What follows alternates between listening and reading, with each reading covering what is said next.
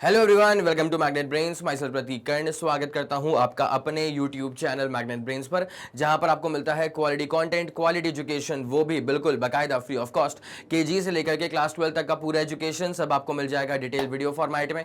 और अगर आप हिंदी मीडियम के स्टूडेंट हैं तो फिर आप जानते हैं क्या करना है आपको। मैग्नेट ब्रेन्स का हिंदी मीडियम चैनल भी है, जाकर के सब्सक्राइब कर लीजिएगा और एकदम याद से नोटिफिकेशंस को ऑन कर लीजिएगा। इससे होता क्या है ना कि जैसे हिंदी मीडियम के चैनल पर कोई भी वीडियो अपलोड होता है, चाहे कोई लाइव क्लास हो, कोई अपडेट हो, कोई रिकॉर्डिंग हो, तो उसकी जानकारियां, उसकी नोटिफिकेशन सबसे पहले आप तक पहुंच जाती हैं। आप किसी भी कंडीशन में कुछ भी मिस आउट नहीं करते। बस एक बात का आप खास ख्याल रखें कि हिंदी मीडियम के चैनल पर क्लास 6 से क्लास 12 तक का पूरा कंटेंट अवेलेबल है। कौन कौन से स्टेट बोर्ड्स हैं सर? तो एमपी बोर्ड है, बिहार बोर्ड है, यूपी बोर्ड है, राजस्थान बोर्ड है और दिल्ली बोर्ड है। और अगर आपको ई नोट्स या ई बुक्स चाहिए तो फिर इसी वीडियो के डिस्क्रिप्शन में आपको एक लिंक मिलेगी, जाकर के आप चेकआउट कर लीजिएगा। वहां से आप ई नोट्स और ई बुक्स भी बाकायदा अवेल कर सकते हैं। ठीक है, तो चलें अब जरा कहानी को शुरुआत देते हैं। क्लास 11 फिजिक्स, चैप्टर है 14, चैप्टर का नाम है वेव्स और उसके अंदर हम टॉपिक क्या पढ़ने वाले हैं sir? Doppler's effect in sound. ठीक है, ये ना क्लास 9th में भी कई क्लासेस में, कई बोर्ड्स में इंट्रोड्यूस करवा दिया जाता है, लेकिन आपने कितना पढ़ा था, कितना छोड़ दिया था, वो तो आपको ही पता होगा। यहाँ पर इस लेक्चर के अंदर मैं इसके साथ जुड़ी हुई हर एक बातें, हर एक इंपॉर्टेंट पॉइंट, क्या क्या साइन कन्वेंशन होते हैं, वो सारी चीज़ें आप तक क्लियर कर दूंगा। और एक बात मैं आपको बता दूं कि इस पर्टिकुलर टॉपिक में ना रिलेटिव वेलोसिटी का बहुत जोरदार रोल होता है। ठीक है, तो अगर आप लोगों ने रिलेटिव वेलोसिटी का लेक्चर नहीं देखा था तो जा करके एक बार रिलेटिव वेलोसिटी का लेक्चर चेक कर लीजिएगा। प्लेलिस्ट में आपके लिए सारी चीजें उपलब्ध हैं। ठीक है, तो चलें बिना समय लगाए लेकर के आते हैं आपको इसके बेसिक आइडिया के ऊपर कि भाई डॉपलर्स इफेक्ट ऑफ साउंड को हम अगर ऐसे अपन सोचे ना कि नॉर्मल टर्म्स में बताओ तो हम समझेंगे कैसे। ठीक है, अब जरा ध्यान दीजिए। ऐसे मान लीजिए फॉर एग्जाम्पल, सिंपल एग्जाम्पल दे रहा हूँ। ठीक है, कि आप रोड पे खड़े, रात के 10-11 बज रहे हैं, अब आप वॉक पे निकले होगे, अब आप रुक गए 2 मिनट फोन चेक करने के लिए। ठीक है, अब क्या हो रहा है कि वहीं ना आप रोड पे साइड में खड़े हो, ठीक है, तो you are out of danger only. अब वहां से ना एक हाई स्पीड ट्रक चल के आ रही है। ठीक है, अब हाई स्पीड ट्रक आ रही है तो फिर वो हॉर्न बजाते हुए आ रहा है, उसने हॉर्न पे दबा के रखा हुआ और वो हॉर्न बजते हुए चल रहा है। ठीक है, अब आप यहाँ पे एज एन ऑब्जर्वर, आप लिसनर हो, ठीक है, और आप यहाँ पे खड़े हो। अब जैसे वो जो ट्रक है, हाई स्पीड ट्रक है, वो जो आएगी ना, वो हॉर्न बजाते हुए आ रही है। ठीक है, तो जैसे जैसे वो ट्रक आपको अप्रोच करेगी ना, तो जो फ्रीक्वेंसी ऑफ साउंड आपके कान में जा रही है ना, उसकी फ्रीक्वेंसी बढ़ जाती है। बोलो हाँ कि ना? ठीक है, तो जैसे वो जो हाई स्पीड ट्रक है, जैसे वो हमारे पास आता है ना, हमारे तक पहुंचता है ना, तो तब तक स्पीड जो फ्रीक्वेंसी है साउंड की, वो बढ़ते रहती है, बढ़ते रहती है, बढ़ते रहती है। ठीक है, maximum frequency of sound when you get is when, जब ट्रक एकदम आपके नाक के सीध में आके खड़ा हो गया। ठीक है, अब उसके बाद क्या होता है, अब ये ट्रक, उसको आपसे कोई मतलब तो है नहीं ना, आपको उससे कोई मतलब है, तो वो ट्रक निकल जाएगा। वो तो हाईवे पे चल रहा था भाई, तो वो ट्रक निकल गया। अब जैसे ट्रक आपसे दूर जाएगा ना, तो आपको लगता है कि हाँ यार, इसका जो फ्रीक्वेंसी ऑफ साउंड है ना, इसके जो हॉर्न का जो फ्रीक्वेंसी ऑफ साउंड है ना, वो धीरे धीरे कम हो जाता है। ठीक है, तो यहाँ पे क्या होता है, आपके कान में जो फ्रीक्वेंसी जा रही है, that is basically apparent frequency.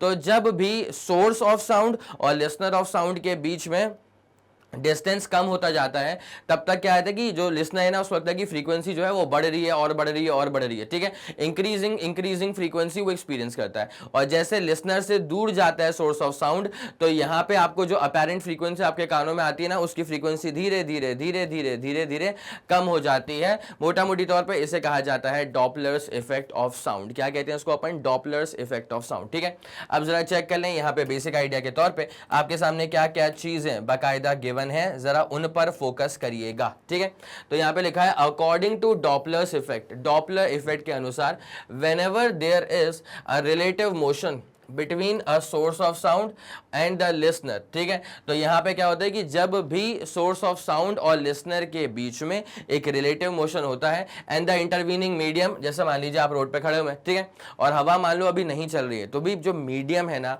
वो दैट इज एयर इटसेल्फ ना। ठीक है, तो यहां पे इस वाले केस में लिसनर और जो सोर्स ऑफ साउंड है, इसके बीच में जो कैरिंग मीडियम है, दैट इटसेल्फ इज एयर। ठीक है, ओके सर, डन। तो यहां पे क्या होता है कि whenever there is a relative motion between the source of sound, the listener and the intervening medium, तो यहां पे क्या है, the apparent frequency of the sound heard by the listener is different from the actual frequency। ठीक है, क्या ऐसा हो रहा है क्या कि जब वो जो ट्रक है, जब वो आपके पास आ रहा है, तो फिर वो इंटेंशनली फ्रीक्वेंसी को बढ़ा रहा है? No, the driver can not change the frequency of the sound. ठीक है, तो यहाँ पे क्या होता है कि फ्रीक्वेंसी ऑफ द साउंड तो सेम ही है, लेकिन आपके कानों में जो रिसीव हो रही है ना, वो अलग अलग तरह की फ्रीक्वेंसी रिसीव हो रही है।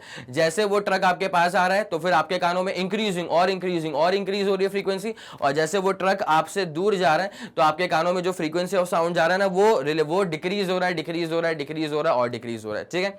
तो जब भी सोर्स ऑफ साउंड और लिसनर के बीच में एक रिलेटिव मोशन होगा, जब भी, फिर से बोल दूं, जब भी सोर्स ऑफ साउंड और लिसनर के बीच में एक रिलेटिव मोशन होगा, तब जो कानों में फ्रीक्वेंसी जाती है ना, वो अपैरेंट फ्रीक्वेंसी होती है। वो साउंड की फ्रीक्वेंसी, वो साउंड की जो फ्रीक्वेंसी हमारे कानों में जा रही है ना, वो नेचुरल फ्रीक्वेंसी या रियल फ्रीक्वेंसी के बराबर नहीं होती है। It is quite different from the actual frequency of the sound, ठीक है।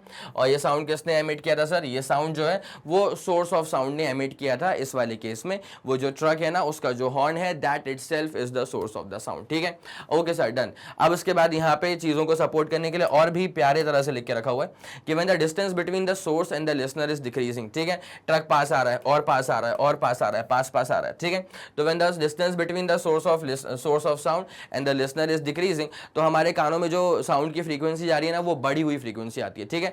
लगातार फ्रीक्वेंसी बढ़ते रहती है, एकदम साउंड की जो फ्रीक्वेंसी वो बढ़ने लगती है, ठीक है।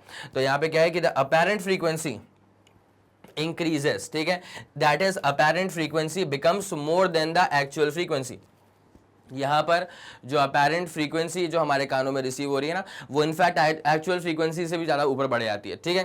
तो it is basically greater than the actual frequency of the sound emitted, ठीक है। The reverse is also true. Reverse is also true का मतलब क्या होता है कि जब ये सोर्स ऑफ साउंड लिसनर से दूर जाता है ना, तो जो फ्रीक्वेंसी हमारे कानों में आती है ना, वो फिर कम भी होना शुरू हो जाती है, वो डिक्रीज होना शुरू हो जाती है। It becomes less than the actual frequency of the sound, ठीक है। ओके सर, तो ये अपने पास में बहुत ही इंपॉर्टेंट चीज़ है। मैं चाहूँगा एक दफ़ा आप इसका स्क्रीनशॉट ले लें, उसके बाद इससे जो जुड़े हुए एग्जांपल्स हैं उससे मैं आपको वाकिफ करवाता हूं। कोई दिक्कत वाली बात है क्या? नहीं सर, यहां तक का तो फंडा बहुत ही इत्मीनान से क्लियर, ठीक है। चलो बेटा, लेट्स मूव ऑन। अब आते हैं इसमें एग्जाम्पल क्या अपने पास में। तो the frequency of whistling engine heard by a person standing on the platform appears to increase. भाई ऐसा तो बहुत बार होता है, अपन ट्रेन में कहीं ट्रैवल करने के लिए जा रहे हैं, अपन प्लेटफॉर्म पे खड़े हैं, अपनी ट्रेन अभी आई नहीं है, ठीक है। तो हमारी ट्रेन के आने से पहले, हमारी ट्रेन लेट भी तो होती है, तो हमारी ट्रेन के आने से पहले भी बहुत सारी ट्रेन रुकेंगी और कुछ निकलेंगी। कुछ ट्रेन ऐसी भी होती हैं कि जिस पर्टिकुलर प्लेटफॉर्म पे आप हो, जिस पर्टिकुलर स्टेशन पे आप हो, वो पर्टिकुलर स्टेशन पे वो ट्रेन हॉल्ट ही नहीं होती है, ठीक है। तो बस वो पैसेंजर, वो ट्रेन आएगी और उतनी स्पीड में निकल जाएगी धन्नाते हुए, ठीक है।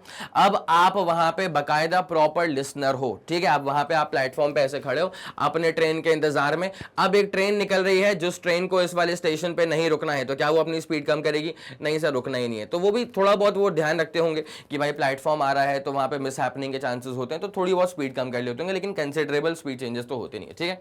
अब वहां से ट्रेन निकल रही है तो वो एटलीस्ट हॉर्न तो बजाते हुए निकलते हैं, ठीक है।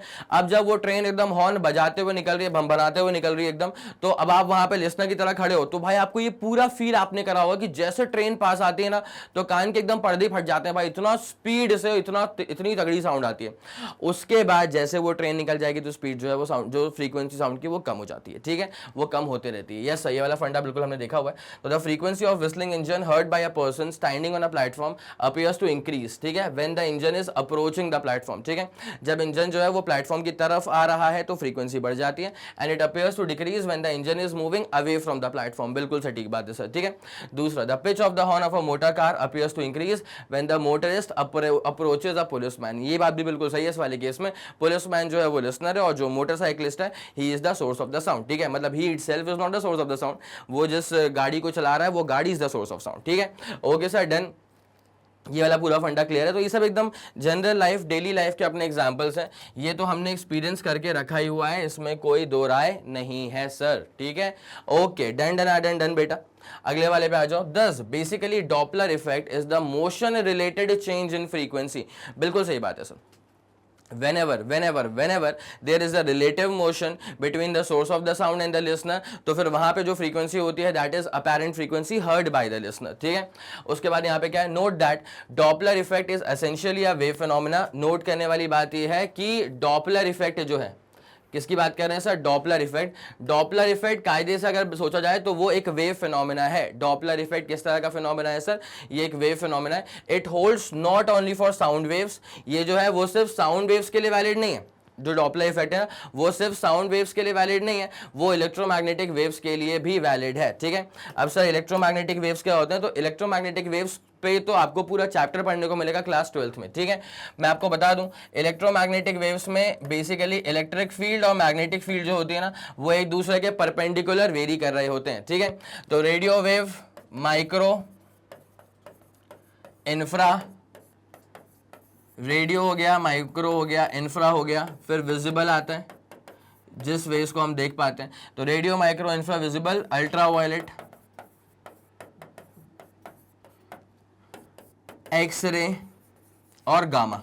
ठीक है, तो radio, micro, infra, visible, UV, X-ray और गामा। तो ये अपने पास में बेसिकली क्या होता है, इलेक्ट्रोमैग्नेटिक वेव्स होते हैं। और इलेक्ट्रोमैग्नेटिक वेव्स में मैं आपको बता दूं कि इलेक्ट्रिक फील्ड का और मैग्नेटिक फील्ड का जो वेरिएशन होता है ना सर, वो एक दूसरे के परपेंडिकुलर होता है। ठीक है, मान लीजिए इलेक्ट्रिक फील्ड अगर इस वाले प्लेन में ऐसे वेरी कर रही है, मान लीजिए इलेक्ट्रिक फील्ड अगर इस वाले प्लेन में ऐसे वेरी कर रही है, तो मैग्नेटिक फील्ड का जो वेरिएशन होगा ना सर, वो कुछ इस तरह ऐसा होगा। ठीक है, तो इलेक्ट्रिक फील्ड जैसे वेरी करना था वैसे वेरी कर गई, और मैग्नेटिक फील्ड कुछ इस तरह से वेरी कर जाएगी। मेरे ख्याल से आप लोगों के दिमाग में ये वाला फंडा पूरा क्लियर हो चुका है। ठीक है, तो ये खास बात होती है इलेक्ट्रोमैग्नेटिक वेव्स की, इसको ट्रांसवर्स वेव भी कहते हैं, बिकॉज यहाँ पे क्या है कि electric field is basically perpendicular to magnetic field and it is also perpendicular. देखो ये जो येलो लाइन थी ना, इस तरफ वेव जो है आगे प्रोपोगेट कर रही है। ठीक है, तो this is also perpendicular to the direction of wave propagation. ठीक है, this is also perpendicular to the direction of wave propagation. This is also perpendicular to the direction of the wave propagation. ठीक है, मेरे ख्याल से आप लोगों के दिमाग में ये वाला फंडा बहुत ही जानदार शानदार तरह से क्लियर आउट हो चुका होगा। तो डॉपलर इफेक्ट जो है वो सिर्फ ऐसा नहीं कि साउंड में ही वैलिड है। ठीक है, Doppler effect sir electromagnetic waves के अंदर भी वैलिड होता है। ठीक है, तो ये वाली बात आप लोगों को मेरे ख्याल में अच्छे से समझ में आ गई होगी। जल्दी से आप इसका स्क्रीनशॉट ले लीजिए। Okay sir, done. चलिए, अब यहां पे आता है expression for apparent frequency. Expression for apparent frequency, ठीक है, जैसे मान लीजिए, अब इसके लिए कुछ चीज़ें ना आपके दिमाग में एकदम सेट होनी चाहिए। जैसे मान लीजिए कि ये अपने पास में सोर्स ऑफ साउंड है, ठीक है, और ट्राजेक्ट्री बनाते हैं। ये अपने पास में क्या है सर, लिसनर है। ठीक है, ये सोर्स ऑफ साउंड है अपने पास में, ये क्या है, लिसनर है। ठीक है, अब इनके बीच में क्या है, हवा है। अगर हवा रुकी होगी तो वेलोसिटी ऑफ मीडियम क्या हो जाएगा, 0। लेकिन मान लो अगर हवा नहीं रुकी है, हवा भी चल रही है, तो वो वेव को फिर सपोर्ट भी कर सकती है, उसको अपोज भी कर सकती है। तो मैं यहाँ पे एक चीज ले लेता हूँ, वी सबस्क्रिप्ट एम। ठीक है, इस वी सबस्क्रिप्ट एम को मैं बोल दूंगा this is the velocity of medium. This is the velocity of the medium जिसमें साउंड जो है वो प्रोपोगेट करेगा। उसके बाद वी सबस्क्रिप्ट एस को मैं बोल देता हूँ कि this is the velocity of the sound, velocity of the source, माफ कीजिए, this is not the velocity of sound, this is the velocity of source. जिस वेलोसिटी के साथ सोर्स मूव कर रहा है, वेलोसिटी ऑफ सोर्स हो गया। ठीक है, उसके बाद वी सबस्क्रिप्ट एल को मैं बोल दूंगा क्या, कि sir this is the velocity of the listener. ये वी सबस्क्रिप्ट एल को मैं क्या बोल दूंगा sir, this is the velocity of the listener. Listener की वेलोसिटी क्या है, ये अपन ने इसको बता दिया। ठीक है, इतनी बात आप लोगों को समझ में आ गई है। और मैं एक काम कर दूंगा, इस वी को मैं बोल दूंगा कि this is the velocity of sound. This is the velocity of sound, मतलब साउंड की जो खुद की वेलोसिटी होती है ना, 332 मीटर पर सेकंड के आसपास एयर में, स्टिल एयर में, तो ये अपने पास में वेलोसिटी ऑफ साउंड है। अब ये इसमें जो मीडियम है, अगर वो भी हवा भी चल रही है तो फिर उसकी भी वेलोसिटी कुछ ना कुछ होगी, उसको भी यहाँ पे अपन काउंट करके रखते हैं। ठीक है, क्या आप लोगों के दिमाग में ये वाला फंडा पूरा क्लियर हो गया? एक बार बस मुझे यहाँ तक आप कंफर्मेशन दे दीजिएगा, उसके बाद फिर अपन कहानी में आगे बढ़ते हैं। चलें फिर आगे बढ़ जाएं, इसमें कोई दिक्कत वाली बात तो नहीं है। ओके सर, डन था ना। तो ये अपने पास वेलोसिटी ऑफ साउंड है, वो भी रुके हुए मीडियम में, स्टिल एयर, हवा चल नहीं रही है, हवा भी चल रही है, इसमें हम ये नहीं कह सकते क्योंकि यहाँ पे हवा नहीं चल रही है। ठीक है, अब अपन एक काम करते हैं बेटा, अपने को आना है एक्सप्रेशन पे। ठीक है, तो अब ज़रा एक बात पे गौर करते हुए चलिएगा। अगर अपन मान लेते हैं ओरिजिनल वेवलेंथ, ठीक है, अगर अपन देख लेते हैं कि what is the original wavelength of sound, अगर हम चेक कर लेते हैं कि what is the original wavelength of sound, तो दैट इज, देखो लैम्डा इज इक्वल टू क्या हो जाएगा सर, वेलोसिटी अपॉन फ्रीक्वेंसी तो होना ही है। ठीक है, तो व्हाट इज द वेलोसिटी, तो सर वेलोसिटी v के बराबर है। What is the frequency, sir frequency तो न्यू के बराबर है। ठीक है, इसमें हम कोई चेंजेस नहीं करने वाले। तो मैं यहाँ पे एक चीज़ और लिख देता हूँ कि न्यू जो है ना, ये तो वेलोसिटी v था, न्यू जो है ना, this is the frequency of, जो न्यू लिखा है ना, this is the frequency of sound. ये जो न्यू लिख के रखा है ना, this is the frequency of sound, original frequency है। यहाँ पे कोई अपेरेंट फ्रीक्वेंसी की बात नहीं कर रहे हैं। अपेरेंट फ्रीक्वेंसी की जब बात करनी होगी ना, तो अपन ये न्यू डैश लगा देंगे। ठीक है, this new dash becomes the apparent frequency received by the listener. ठीक है, जो कानों में हमारे आवाज़ कभी बढ़ के आती है, फ्रीक्वेंसी हाई लगती है, कभी घट के आती है, फ्रीक्वेंसी लो लगती है, ठीक है। तो अपेरेंट फ्रीक्वेंसी ऑफ साउंड किसके रिस्पेक्ट में sir? Apparent frequency of sound with respect to listener, ठीक है। किसके रिस्पेक्ट में है सर? लिसनर के रिस्पेक्ट में है। This is the apparent frequency of sound, ठीक है। उसके बाद लैम्डा तो ओरिजिनल वेवलेंथ हो गई, और लैम्डा डैश अपने पास में क्या हो जाएगा sir? Apparent wavelength, apparent wavelength emitted by the source. Apparent wavelength कौन एमिट करेगा sir? Apparent wavelength emitted by the source. Okay sir, done चीज है ये तो, ठीक है। अब जरा अपन आते हैं बेटा, देखो यहाँ पर एक्सप्रेशन अपन निकालने वाले हैं। ओरिजिनल वेवलेंथ ऑफ साउंड तो इसके बराबर है, ठीक है। अब अपन निकालते हैं कि what is the apparent wavelength of sound, ठीक है। अब अपन क्या निकालते हैं sir? What is the apparent wavelength with respect to source. What is the apparent wavelength, what is the apparent wavelength with respect to source। तो sir apparent wavelength को ना अपन अभी करेंगे लैम्डा डैश से रिप्रेजेंट, ठीक है।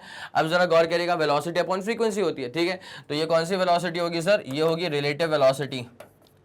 ये अपने पास में क्या होगी sir? This is going to be the relative velocity of sound.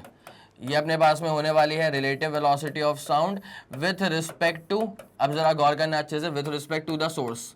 This is going to be the relative velocity of sound with respect to the source. और नीचे अपने पास में क्या आ जाएगी सर? नीचे अपने पास में आ जाएगी फ्रीक्वेंसी, ठीक है। क्या आप लोगों के दिमाग में ये वाला फंडा पूरा क्लियर है? यस सर, ये वाला फंडा पूरा क्लियर है। तो नया वाला वेवलेंथ अपने पास क्या हो जाएगा? देखो, relative velocity of sound with respect to the source.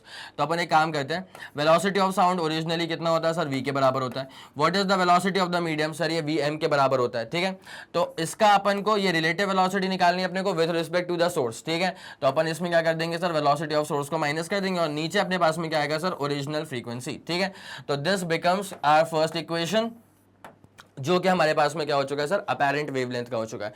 अब अपन निकालने वाले हैं what is the apparent frequency of the sound received by the listener, ठीक है। अब जरा ध्यान दीजिएगा, apparent frequency of the sound, now we are focusing on the apparent frequency of the sound. Now we are focusing on the apparent frequency of the sound with respect to the listener, ठीक है। Apparent frequency of the sound with respect to the listener. तो अपन क्या करेंगे इसमें sir? इसको अपन बोल देंगे न्यू डैश, ठीक है। अब देखना भाई, मेरे पास यहाँ पे क्या होने वाला है? फ्रीक्वेंसी निकालना है, तो वेलोसिटी अपॉन वेवलेंथ होगा। तो वेलोसिटी क्या होगी सर? रिलेटिव वेलोसिटी, ठीक है। तो velocity of sound plus velocity of medium minus velocity of listener, ठीक है। Apparent frequency is basically received by home? तो sir apparent frequency is basically received by listener. तो साउंड की रिलेटिव वेलोसिटी लिसनर के respect में निकालेंगे, जैसे कि अपेरेंट वेवलेंथ जो है वो सोर्स ने एमिट किया था, तो रिलेटिव वेलोसिटी साउंड की निकाली थी सोर्स के रिस्पेक्ट में, ठीक है। लेकिन यहाँ पे जो अपेरेंट फ्रीक्वेंसी है वो लिसनर रिसीव कर रहा है, तो अपन यहाँ पे रिलेटिव वेलोसिटी निकालेंगे साउंड की with respect to the listener, ठीक है। Okay sir, done done done done. और नीचे अपन लेकर के आएंगे अपेरेंट वेवलेंथ। क्या लेके आएंगे सर? अपेरेंट वेवलेंथ, ठीक है। तो देयरफॉर इसी को मद्देनजर रखते हुए जो फ्रीक्वेंसी आ रही है, इसी को मद्देनजर रखते हुए जो फ्रीक्वेंसी आ रही है वो आ रही है velocity of sound, velocity of medium minus क्या हो जाएगा sir? Velocity of listener upon नीचे अपने पास में क्या हो जाएगा सर? नीचे अपने पास में लैम्डा डैश है, लैम्डा डैश अपने पास में क्या हो जाएगा? V plus V M minus का वी एस, ठीक है। और ऊपर चले जाएगी अपने पास में क्या सर? Normal frequency. ऊपर अपने पास में क्या चले जाएगी सर? नॉर्मल फ्रीक्वेंसी चले जाएगी, ठीक है। क्या आप लोगों के दिमाग में ये वाला फंडा पूरा क्लियर है? यस सर, ये वाला पूरा फंडा क्लियर हो चुका है। और यहीं पे जो एक्सप्रेशन आपको निकालना था ना फॉर द अपेरेंट फ्रीक्वेंसी, वो आपने निकाल करके रख दिया है। एक बार जरा प्लीज पूरे सीन को चेक कर लीजिएगा, क्या आप लोगों के दिमाग में ये वाली बात समझ में आ रही है? क्या ऊपर लिसनर आ गया, नीचे सोर्स आ गया, उसके बाद मल्टीप्लाई कर देंगे उसको अपन रियल फ्रीक्वेंसी से, ठीक है, ओरिजिनल फ्रीक्वेंसी से, ठीक है। अब ये अपने पास एक्सप्रेशन हो गया। बस एक बात का, अच्छा एक और चीज, इस डेरिवेशन में आपने जिन जिन टर्म्स को यूज करा है वो सारे टर्म्स आपके पास यहाँ पे लिखे हुए हैं, ठीक है। आगे पूरी बात समझ? यस सर, पूरी बात समझ में आ गई है। किसकी वेलोसिटी क्या है वो सब चीजें मैंने यहाँ पे लिख के रख दी हुई है। अब यहाँ पे अपन यूज करते हैं साइन कन्वेंशन, ठीक है। तो साइन कन्वेंशन में क्या होता है सर? अगर आप कोई भी डिस्टेंस या कोई भी वेलोसिटी अगर आप मेजर कर रहे हैं साउंड से सोर्स ऑफ साउंड से लिसनर की तरफ में, तो उसको पॉजिटिव लेते हैं। अगर आप उसके ऑपोजिट जा रहे हैं तो फिर उसको आप नेगेटिव लेते हैं, ठीक है। तो all the distances and velocities, all the distances and velocities from all the distances and velocities from source to listener, ठीक है, from the source of sound to listener is taken as positive, from source of sound to listener is taken as positive, is taken as positive, else it is negative. अगर मान ले listener से source की तरफ जा रहे हैं तो फिर आप उसको, उस वेलोसिटी, उस डायरेक्शन को फिर आप नेगेटिव मान करके कार्य करते हैं। क्या आप लोग के दिमाग में ये वाला पूरा फंडा क्लियर हो गया है? यस सर, पूरा क्लियर हो चुका है। This is all about frequency, apparent frequency, ठीक है। अपन आ जाते हैं डॉपलर इफेक्ट के एप्लीकेशंस के ऊपर। तो the change in frequency caused by a moving source observer listener is called as Doppler shift, ठीक है। तो ये जो फ्रीक्वेंसी में चेंजेस आ रहे हैं ना, इसे कहा जाता है डॉपलर शिफ्ट। क्या बोलते हैं इसको अपन? Doppler shift. By police to check over speeding of vehicles, police भी इसको यूज करती है for checking the over speeding of a vehicle. उसके बाद एयरपोर्ट्स में यूज करते हैं to guide the aircraft, okay sir. Military में यूज करते हैं टू डिटेक्ट एनिमी एयरक्राफ्ट, ठीक है। Astrophysicist to measure the velocities of planets and stars, astrophysics में भी इसका यूज होता है। उसके बाद to study heart beats and blood flow in different parts of the body, उसके लिए भी आप डॉपलर शिफ्ट को, डॉपलर इफेक्ट को यूज करते हैं, ठीक है। और इसी के साथ खत्म होता हुआ हमारा ये जानदार शानदार सा लेक्चर। उम्मीद करता हूं कि आपको हर एक बात बहुत ही बेहतरीन तरह से समझ में आ गई होगी। अगर आपको लगता है कि इस वीडियो ने आपकी हेल्प करी है तो बनता यह है कि आप इस वीडियो को लाइक करेंगे, उसके बाद इस वीडियो को फैला दो अपने सारे मित्र मंडल में। सबको यह बात मालूम चल जानी चाहिए कि मैग्नेट ब्रेन्स के चैनल पर प्लेलिस्ट में फिजिक्स में क्या क्या शानदार चीजें ऐड हो चुकी हैं और क्या जबरदस्त चीजें आप तक और भी जल्द से जल्द पहुंचने वाली हैं। अगर आपका कोई भी फीडबैक है या सजेशन है, तारीफ है या बुराइयां हैं या जो कुछ भी है, तो बड़े प्यार भरे शब्दों में अपनी सारी बातें आप मुझ तक पहुंचा सकते हैं यूजिंग द कमेंट सेक्शन। मैं और मेरी पूरी टीम सुपर एक्टिव रहेगी। हम लोग बाकायदा सारे कमेंट्स को चेक करते हुए चलते हैं, बिकॉज आपके ही फीडबैक पे काम करके वीडियोस की जो क्वालिटी है वो टॉप नॉच लेवल तक पहुंचती है और फिर हम आप तक डिलीवर कर पाते हैं, ठीक है। इसी के साथ खत्म करेंगे इस पूरे वीडियो को। और जैसे कि आप सब लोग जानते हैं कि मैग्नेट ब्रेन्स जो प्रोवाइड करता है वो English medium as well as Hindi medium वाली classes with entire full complete syllabus coverage. उसी के साथ साथ CBSE board, Delhi board, Bihar board, UP board, MP board, Rajasthan board और वैदिक मैथ्स क्रैश कोर्स और स्पोकन इंग्लिश। इसके अलावा अगर आपको कोई भी इंफॉर्मेशन चाहिए तो फिर आप मैग्नेट ब्रेन्स के ऑफिशियल वेबसाइट पर विजिट कर सकते हैं। Thank you so much.